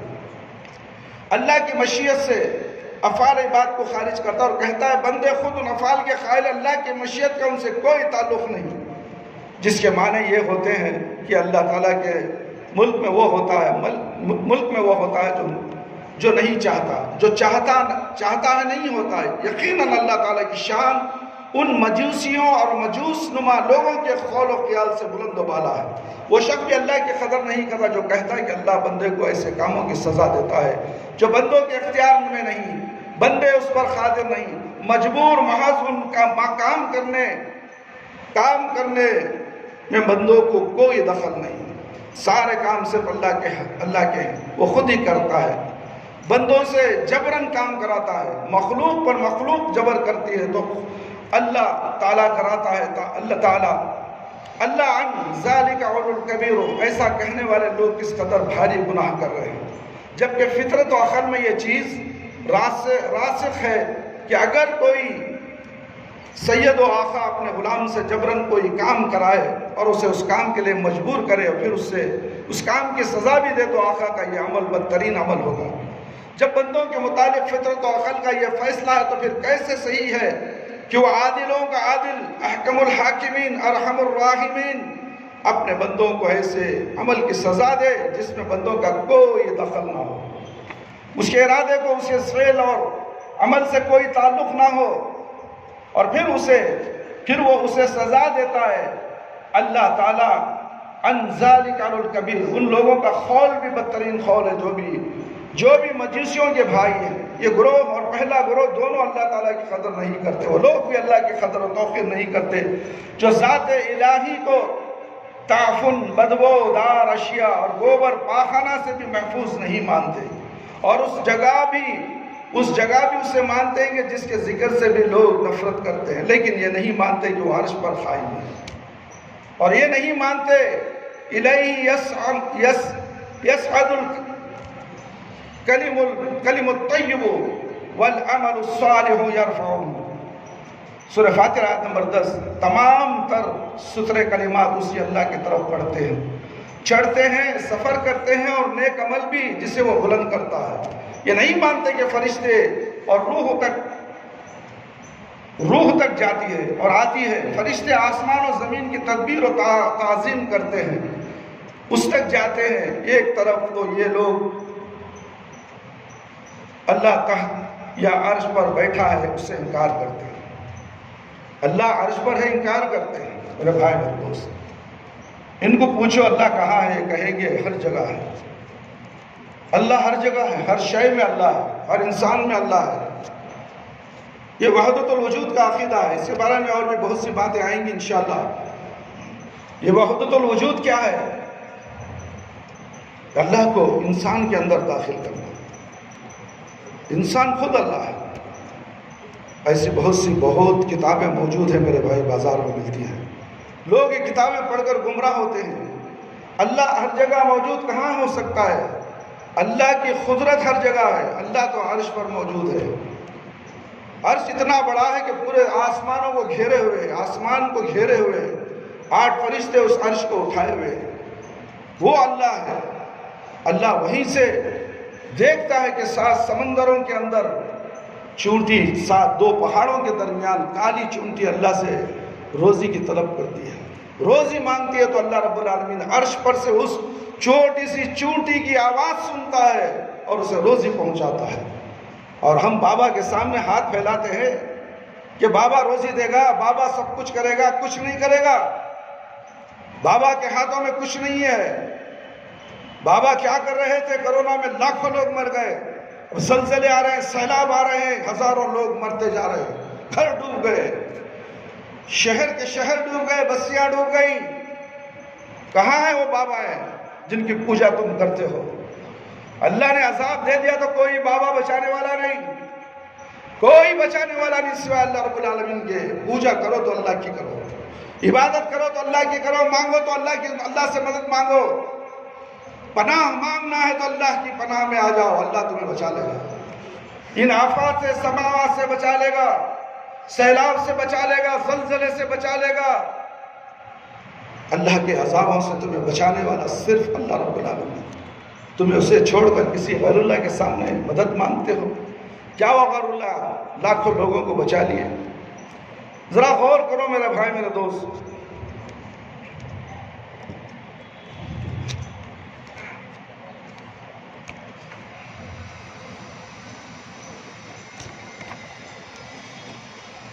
اللہ کی حکمت کا انکار کرتے ہیں، اس کے افعال کے محمود ترین غایت و مقصود ہے، اس کے اعمال کو اختیاری اور اس کی ذات کے ساتھ قائم نہیں مانتے، بلکہ مفعول کو فاعل سے افضل مانتے ہیں۔ اللہ کے سامنے جانے، عرش پر قائم ہونے، طور پر سیدنا موسیٰ علیہ السلام کے کلام کرنے، قیامت کے دن بندوں کے خزایا کا فیصلہ کرنے، اس کے دیگر افعال و اوصاف کمالیہ کی نفی اور انکار کرتے ہیں۔ وہ ہرگز اللہ کی قدر نہیں کر رہے ہیں۔ کون؟ وہ زبان سے یہی رٹ لگائے جا رہے ہیں کہ ہم اللہ کی قدر و توقیر کر رہے ہیں۔ وہ لوگ بھی اللہ کی ناقدری کرتے ہیں جو اللہ کی بیوی اور بیٹا مانتے ہیں، یا یہ کہتے ہیں کہ اللہ اپنی تمام مخلوقات میں حلول کیے ہوئے ہیں، یا وہ مخلوقات کا عین وجود ہے، لیکن حقیقت یہ لوگ اللہ کی ناقدری کر رہے ہیں۔ میرے بھائی، میرے دوست، وہ لوگ بھی اللہ کی ناقدری کریں جو یہ کہتے ہیں کہ اللہ تعالیٰ نے اپنے رسول صلی اللہ علیہ وسلم کے دشمنوں کو غلبہ دیا، وہ عزت و شرفت سے نوازا، ان کی شان بلند کی، دنیا میں انہیں شہرت و تکمینت بخشی، ملک و خلافت دے کر انہیں تمام پر غالب کر دیا، اپنے رسول کے خاندان سے محبت کرنے والوں کو ذلیل و خوار کیا، ان کی قسمت پر ذلت و نکبت کی مہر ثبت کر دی۔ یہاں بھی لوگ ہوں، خواہ ذلیل ہی بن کر رہیں گے۔ اللہ کی جانب میں ایسی باتیں کرنا انتہائی درجے کی گستاخی۔ اللہ کی ذات روافظ کے اس قول سے نہایت بلند و بالا ہے، ان کا یہ قول یہود و نصارہ کے قول سے ماخوذ ہے۔ وہ بھی پروردگار عالم کی شان میں کہا کرتے تھے کہ اللہ تعالیٰ نے ظالم بادشاہ بھیجے جس نے نبوت کا دعویٰ کیا، جو اللہ پر نت نئے جھوٹ باندھا کرتا تھا، ہمیشہ وہ جھوٹ ہی بولتا رہا اور کہتا رہا کہ اللہ تعالیٰ نے مجھے کہا ہے، ایسا حکم فرمایا، فلاں چیز سے منع فرمایا، اور میرے لیے اس نے تمام اگلی شریعت منسوخ کر دیا ان پیغمبروں کے متعلق، اور ماننے والوں کا خون مال اور ان کی عورتیں میرے لیے حلال اور مباح کر دی، اور کہتا ہے کہ اللہ تعالیٰ نے تمام چیزیں میرے لیے مباح کر دی۔ اللہ ہمیشہ میری امداد فرمائے گا اور اپنی تائید سے مجھے نوازے گا، مجھے تمام پر غلبہ دے گا، میری قوت بڑھائے گا اور میری دعائیں قبول کرتا ہے میرے مخالفین، اور دشمنوں پر مجھے تمکنت اور قابو دے گا۔ میری صداقت پر وہ ایسے دلائل پیش کرتا ہے جس کی کوئی مخالفت اور تردید نہیں کر سکتا۔ ہر شخص اس ظالم و جابر بادشاہ کے قول و فعل اور تقریر و گفتار کی تصدیق کرتا رہا، اور قیامت تک اس کی تصدیق ہوتی ہی رہے گی، اور نت نئی دلیلیں اس کی صداقت پر قائم ہوتی چلی جائیں گی۔ یہ ظاہر ہے کہ رب العالمین کی ذات کے متعلق ایسا کہنا، ایسا خیال کرنا نہایت خبیث، اس کی شان کے خلاف ہے، اس کے علم پر، اس کی رحمت اور ربوبیت پر، اس کی حکمت پر بدترین حملہ ہے۔ اللہ کی ذات اور اللہ کی شان اللہ کے منکر کے قول سے بہت بلند و بالا تر ہے۔ ان لوگوں کے قول میں اور ان کے بھائی یہود و نصارہ کے قول میں تمہیں کس قسم کا فرق نظر نہیں آتا؟ دونوں کے قول اور خیال ایک ہی قسم کے ہیں، ٹھیک شاعر کے اس قول کے مطابق۔ میں اور میرے ممدوح دونوں تمام جوان بچے ہیں، ہم دونوں ایک ہی ماں کے دو پستانوں سے دودھ پیا ہے، ہم دونوں نے اندھیری رات میں باہم قسم کھائی ہے کہ ہم کبھی ایک دوسرے سے جدا نہیں ہوں گے۔ اس طرح وہ اللہ وہ شخص بھی اللہ کی ناقدری کرتا ہے جو کہتا ہے اللہ کے لیے یہ جائز ہے کہ اپنے مطیع و فرمانبردار بندوں کو جنہوں نے کبھی اس کی نافرمانی نہ کی ہو جہنم میں ڈال دے، اپنے دشمنوں اور نافرمانوں کو جہنم میں، جنہوں نے کبھی اس کی اطاعت و فرمانبرداری نہ کی وہ ثواب سے مالا مال کر دے اور انہیں جنت میں جگہ دے دے۔ یہ دونوں باتیں اس لیے مباح ہیں، کتاب و سنت میں جو وعیدیں وارد ہیں وہ محض خیر کی خبر کی حیثیت رکھتی ہیں، جس کے معنی یہ ہے کہ ایسا کرنا خبر کے خلاف ہے نہ کہ حکمت و عدل کے خلاف۔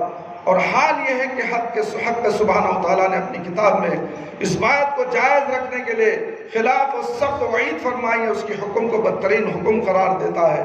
اسی طرح وہ شخص بھی حق تعالیٰ کی قدر نہیں کرتا جو کہتا ہے کہ قیامت کے دن اللہ تعالیٰ مردوں کو زندہ نہیں کرے گا، خبروں سے زندہ کر کے نہیں اٹھائے گا۔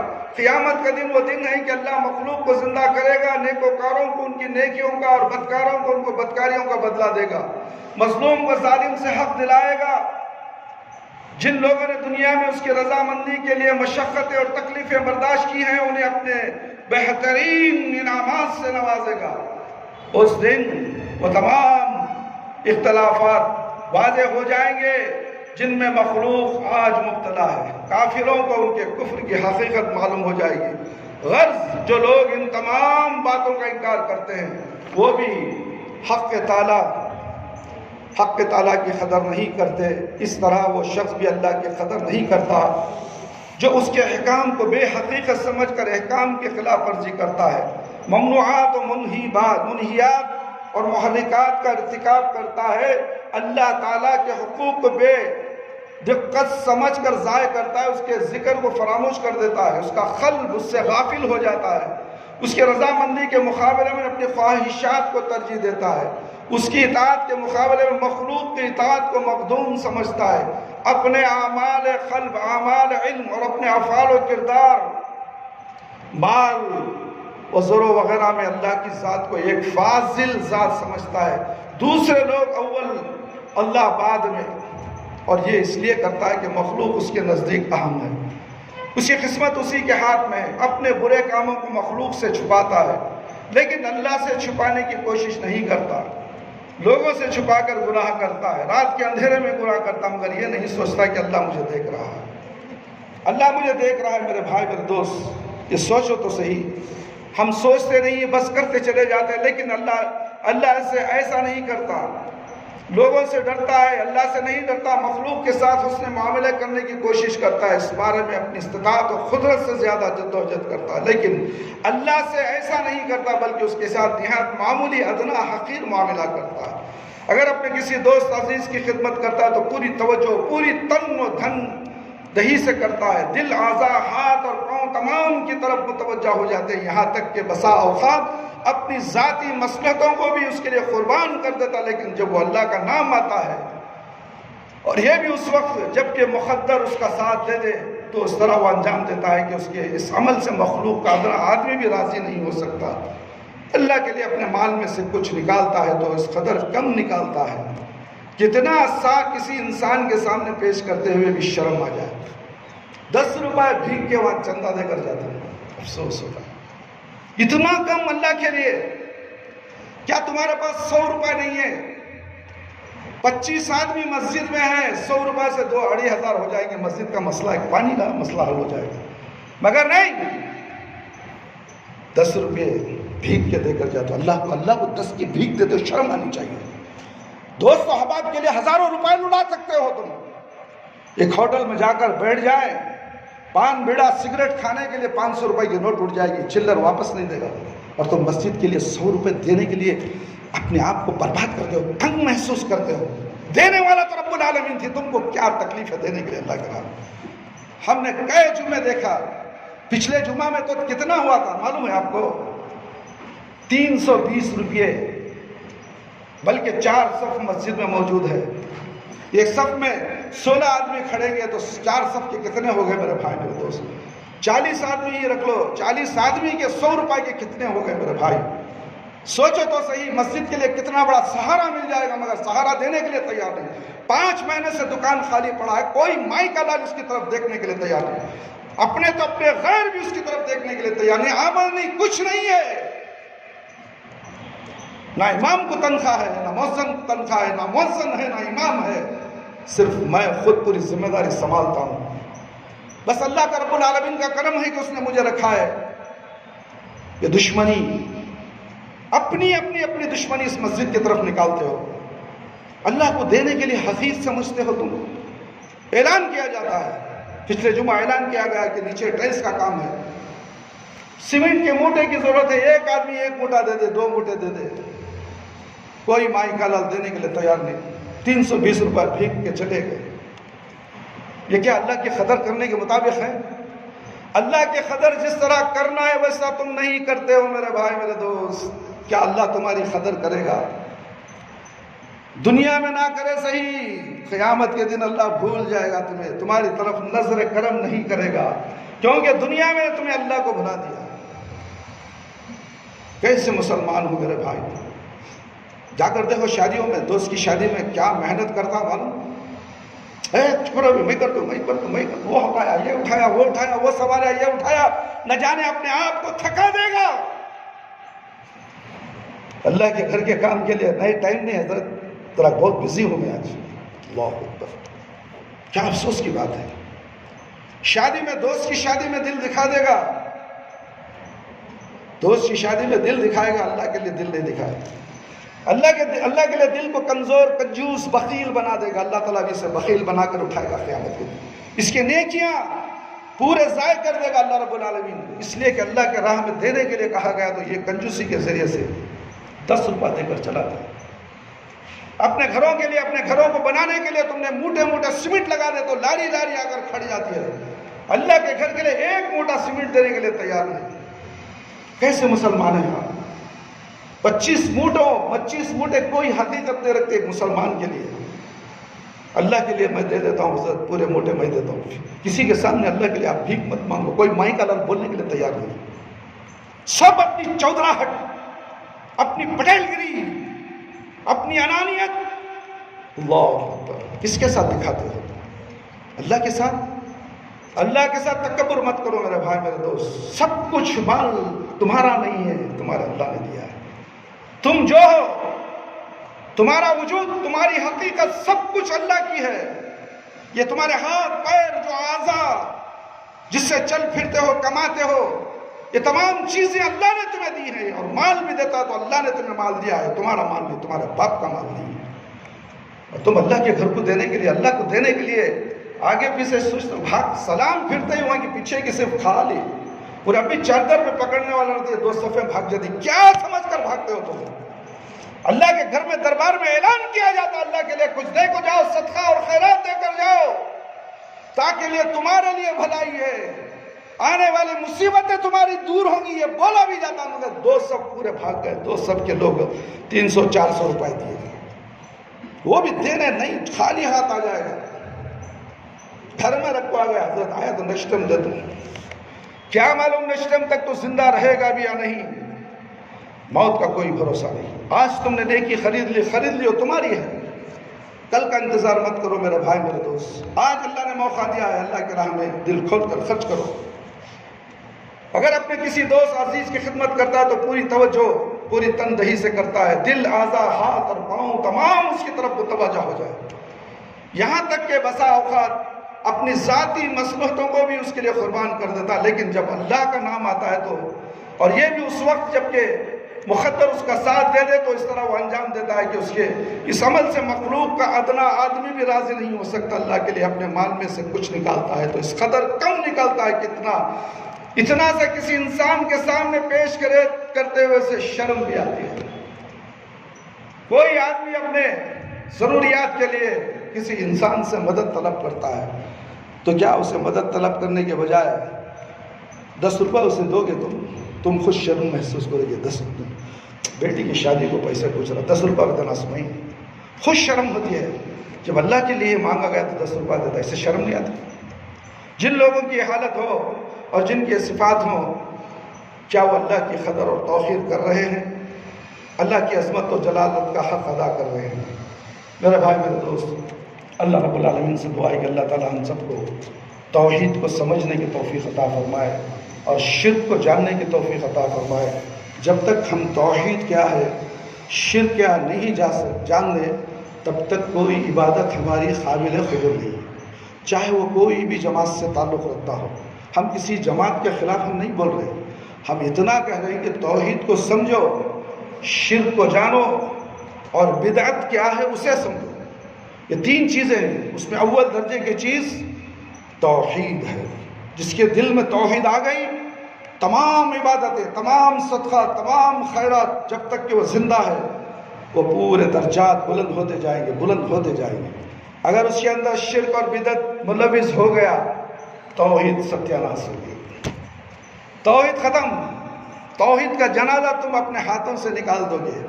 اس لیے اس مسجد کے اندر صرف توحید کی دعوت دی جاتی ہے۔ توحید کیا ہے؟ ایک لا الہ الا اللہ محمد الرسول اللہ، اللہ کے سوا کوئی معبود برحق نہیں، محمد صلی اللہ علیہ وسلم اللہ کے رسول ہے۔ یہی توحید ہے میرا بھائی، میرے دوست، اس کو سمجھو۔ جب ہم نے کلمہ پڑھ لیا ہے تو پھر بازو کیوں جانے کی ضرورت ہے؟ ہر مساجد کے بازو درگاہ ہے، نماز بھی پڑھ لیا، پھر درگاہ میں بھی ہاتھ، اللہ کے سامنے بھی ہاتھ اٹھا رہا، درگاہ میں بھی ہاتھ اٹھا رہا، یہ تو شرک ہے۔ اسی لیے کہا ہے شرک ہے، توحید نہیں ہے۔ یہ توحید پرست انسان ہو ہی نہیں سکتا۔ اگر اس حالت میں مر جائے تو اپنے آپ کو بچا نہیں سکتا۔ نہ ہی وہ بابا جس کے لیے ہاتھ اٹھایا تھا وہ قبر میں آئیں گے اور میدان حشر میں آئیں گے، بچا لیں گے۔ یہ تمہارا صرف دھوکہ ہے، خام خیال ہے، اسے اپنے دماغ سے نکال ڈالو۔ جو توحید پرست ہے وہی قیامت کے دن بچے گا اور سرخ روح ہوگا اور جنت اس کا انتظار کرتی ہوگی۔ اہدنا الصراط المستقیم، اے اللہ ہمیں سیدھی راہ دکھا۔ صراط مستقیم کیا ہے میرے بھائی؟ وہ توحید ہے۔ ٹیڑھے میڑھے راستے ہیں، کانٹے دار راستے ہیں، اس سے بچ کر نکلنا ہے۔ ٹیڑھے میڑھے راستے یہی شرک اور بدعت ہے، یہ گندی غلاظت ہے جو دین کو مٹیاں میٹ کر دیتی ہے، مٹی پلید کر دے گی تمہارے کو۔ تمہارا کوئی ایمان قابل قبول نہیں ہے، اسی لیے تمہاری دعا بھی قبول نہیں ہوتی۔ بس اللہ نے تمہاری تقدیر میں جو رکھا ہے، جس طرح کفار کو رکھا ہے، مشرکین کو رہا ہے، یہود و نصارہ کو دے رہا ہے، اسی طرح تمہیں بھی اللہ دے گا۔ تقدیر میں لکھ دیا ہے تمہیں آج 10 روپے ملنے والے، 10 روپے ملیں گے، 5 روپے نہیں ملیں گے، 10 ہی ملیں گے۔ اگر اس سے زیادہ ملنا ہے توحید کو اختیار کرو، اللہ سے دعا کرو، 10 کی بجائے اللہ رب العالمین 100 روپے دینے والے ہیں۔ اللہ اکبر۔ یہ عقیدہ انسان کے دل میں آنا چاہیے۔ اپنے گھر والوں کو، اپنے بیوی بچوں کو، اپنے خاندان میں توحید کی دعوت پیش کرو، سب کو پیش کرو، چاہے باپ ناراض ہو جائے کوئی پرواہ نہیں۔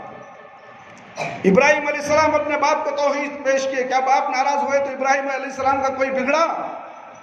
نوح علیہ السلام 9 سال دین کی دعوت ایک اللہ کی طرف بلائے، اور ان کی بیوی ان کا بیٹا مشرک تھے، کیا نوح علیہ السلام کا کوئی بگڑ گیا؟ اور خود اس کی بیوی، نوح علیہ السلام کی بیوی اور بیٹا جہنم کی آگ میں جھلس گئے۔ اللہ کے نبی صلی اللہ علیہ وسلم کا کچھ ہونے والا نہیں، ہمارا بھی کچھ ہونے والا ہے۔ ہمارا کام تمہارا تک پیغام پہنچانا ہے، عمل کرنا نہیں کرنا تمہارے ہاتھ میں۔ ہم کسی کی دل آزاری نہیں کرتے، کسی کی تکلیف نہیں دیتے، کسی کے مسلک کو چھیڑتے نہیں، بولتے نہیں، بس توحید سمجھاتے ہیں۔ اور شرک کیا ہے وہ تمہارے آنکھوں کے سامنے آئینے کی طرح رکھ دیا جاتا ہے تاکہ تمہیں سمجھو اور اس پر عمل کرو۔ جو غلط ہے وہ غلط ہی رہے گا، قیامت تک وہ صحیح ہو نہیں سکتا۔ جو صحیح ہے وہ صحیح رہے گا، قیامت تک وہ غلط نہیں ہو سکتا۔ اللہ رب العالمین ہم سب کو دین پر، صحیح دین پر چلنے کی توفیق عطا فرمائے۔ توحید کو